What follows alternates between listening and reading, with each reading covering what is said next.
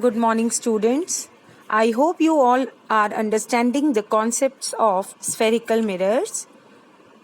You all learnt about the spherical mirrors, ray diagrams for the rules and the image formation of object which are placed at different positions in case of concave and convex mirror. In different ray diagrams, we obtained images at different positions. In physics, some images were real and inverted, whereas some were virtual and erect.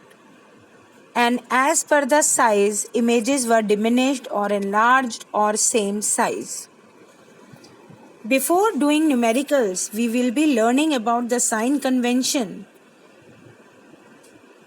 Reason behind it, because maybe in one case the real image is formed at 5 centimeter, but in other case the virtual image will be formed at 5 centimeter.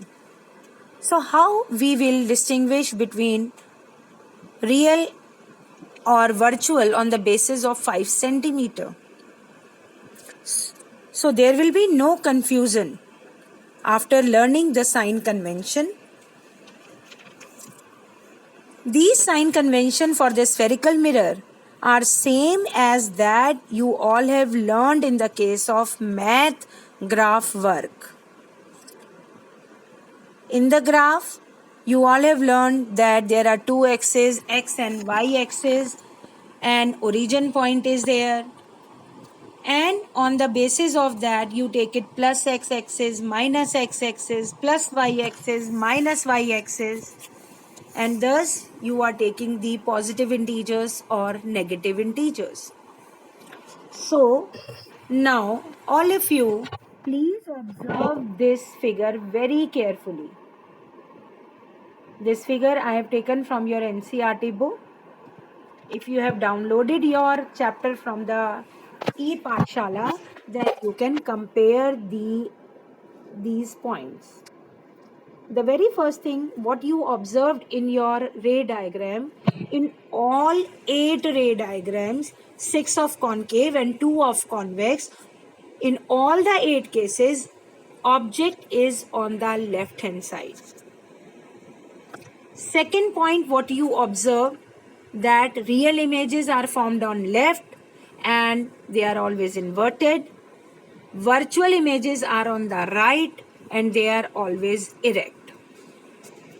So as per this figure, we have taken the principal axis as x-axis. Mirror, we are taking it as a y-axis. And the intersection of the both, that is shown by the pole P. That is, pole P is taken as the origin. So all the distances measured from the origin P, if we are moving toward right of the pole, then distances are taken as positive, and these distances are parallel to the direction of the incident light. Try to observe one arrow near point A and one arrow on the right side above the principal axis. Here I have written distances along incident light. Now see the direction of the incident light toward right. Both are parallel, so the distance is taken as positive. In the sixth point, just see observe on the left hand side, just above the principal axis, distance is against incident light and they are anti-parallel with the incident light. So that is taken as negative. Same as of your graph, distances toward left of the origin. Similarly, distances, or we can say the height measured upward, are taken as positive, and height measured downward are taken as negative, just like y-axis and minus y-axis. Now, as per the ray diagram, object distance denoted by small u, distances all from the pole, again I am recalling this, is always on the left hand side, so we always take it negative. Image distance, they are of two type of images, real or virtual. Real on the left hand side, so negative. Virtual on the right hand side, so positive. Focal length, that is half of the radius of curvature. It all depend upon the curvature of the spherical mirror. Concave mirror, their curvature is toward the left, so negative. Convex, their curvature is on right, so positive. Object size, that the height of the object, that is always we show above principal axis, so positive. An image, again whether inverted or erect, if it is erect, that is above the principal axis, positive, and if it is inverted, that is below the principal axis, taken as negative. Let us take one example. In this ray diagram, this is the ray diagram of concave mirror when the object is placed between C and F. So, image formed is real, inverted and enlarged. So, as object and image both are on left hand side, so both are taken as negative, as I have mentioned in point 1 and point 2. Curvature is toward left, so radius of curvature or the focal length again taken as negative. Now, size of the object, AB as shown in figure, that is above the principal axis, so taken as positive. Image distance A dash B dash, extreme left side, and that is below the principal axis, so negative. I hope you are understanding these sign convention. It will be very easy for you and very useful in solving the numericals. In example 2, I have taken one convex mirror, ray diagram 2. Object on the left hand side, so taken as negative. Image on right hand side, A dash B dash.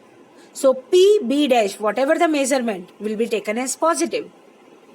Radius of curvature or focal length, again on the right hand side, so taken as positive. If suppose focal length is 5 centimeter, so taken as plus 5, and radius will be 10, so plus 10. Size of object, fourth point, above the principal axis AB, so positive. Size of the image, A dash B dash, above the principal axis, so positive. Now in example 3, sixth ray diagram of concave mirror.